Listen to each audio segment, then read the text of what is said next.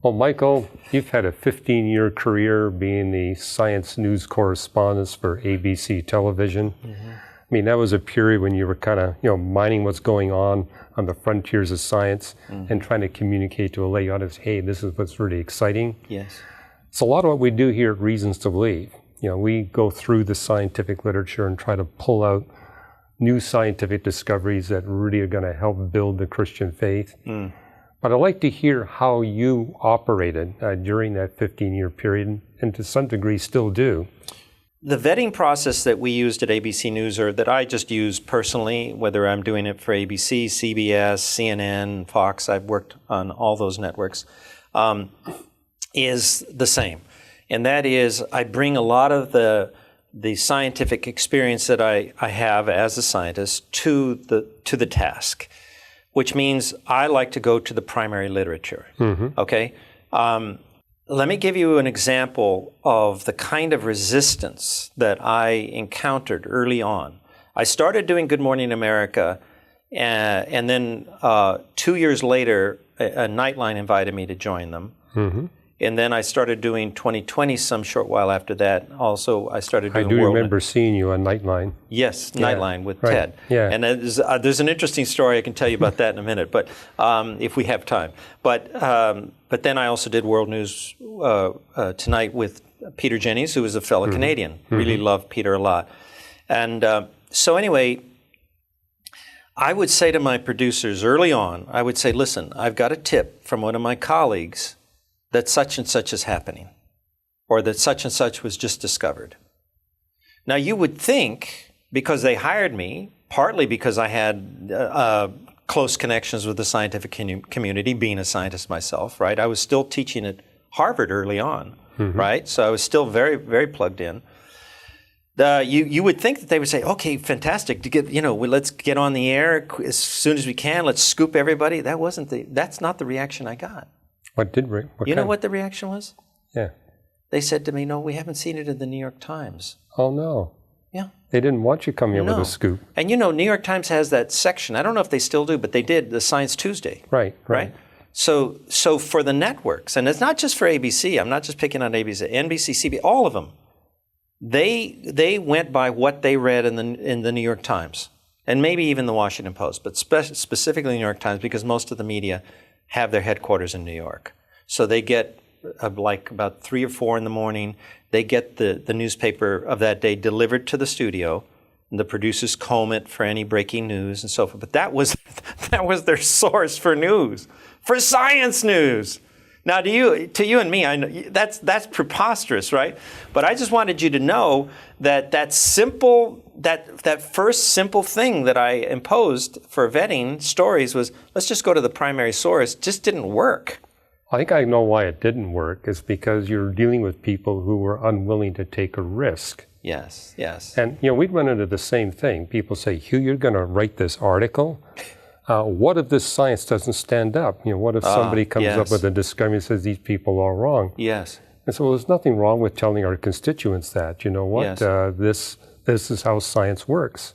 Yes. And we thought this was going to be a faith builder. Yeah. It wasn't. But look, we got something even better to share with you. Yeah. And basically show them there is a trend as you look at scientific discoveries that strengthens our Christian faith. Yes. You expect there to be little ups and downs. Of course. I would be surprised if there weren't. It wouldn't seem right if there weren't. And I think it gives us more credibility to actually write about some of those ups and downs. Oh, yes.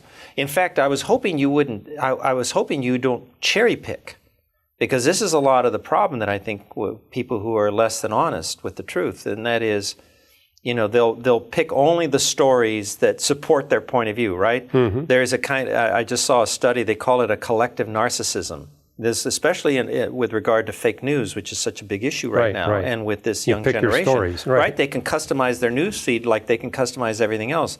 Their dashboard, they can customize the back of their cell phone, they can customize everything, including their news feed. So what they're doing basically is they're customizing their worldview. They only want to hear stories that build up their worldview. And well, you and I, as scientists, we can't accept that. That is fraudulent. Give me the good, the bad, and the ugly. Well, right? I think what works is when you write, say, a short article or you do a little vodcast, don't just use one source. No, that's the other thing. Yeah. You have to verify, because quite frankly, and I'm glad you bring that up. Once I got the networks to trust me, and we started scooping the New York Times and scooping the Washington Post, and they were all thrilled. Then it was, but you can't just trust one source, even in science, because we would have scientists calling us up in New York and saying, hey, I've just done an experiment and it proves that, a room temperature superconductivity works at, and so you have to be, okay, well, that's what you say. But as you know, in science, we have referees, we have a referee system.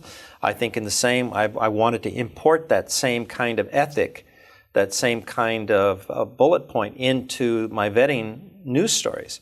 So what I would do is I developed a trusted list of go-to people, whether it was climate change or whether it was GMOs or whether it's like today with the volcanoes. But always my sources were at places. So here would be the Hawaii Volcano Observatory, the HVO. You want to go there and say, I'm reading about this. This is true.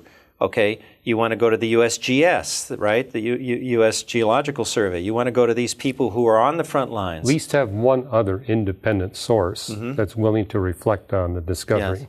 Yes, and even one that you anticipate might actually be adversarial. Right. So especially when I was covering climate change, and still am, I'm still asked to cover climate change, and it's become a very kind of politicized subject. It's like a minefield. I'll have people I go to at MIT who kind of take the opposite position. They would be called the climate deniers.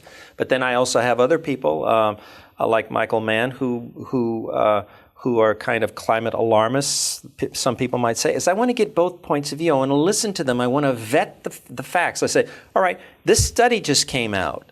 Vet it for me. What's your opinion of this study? Oh, well, they forgot to do this. Okay, then go to this guy. What do you think about this? Oh, no, they did it perfectly and so forth and so on. Michael, we're trying to encourage our visiting scholars to write articles on new scientific discoveries that reflect or bolster the Christian faith. Yes.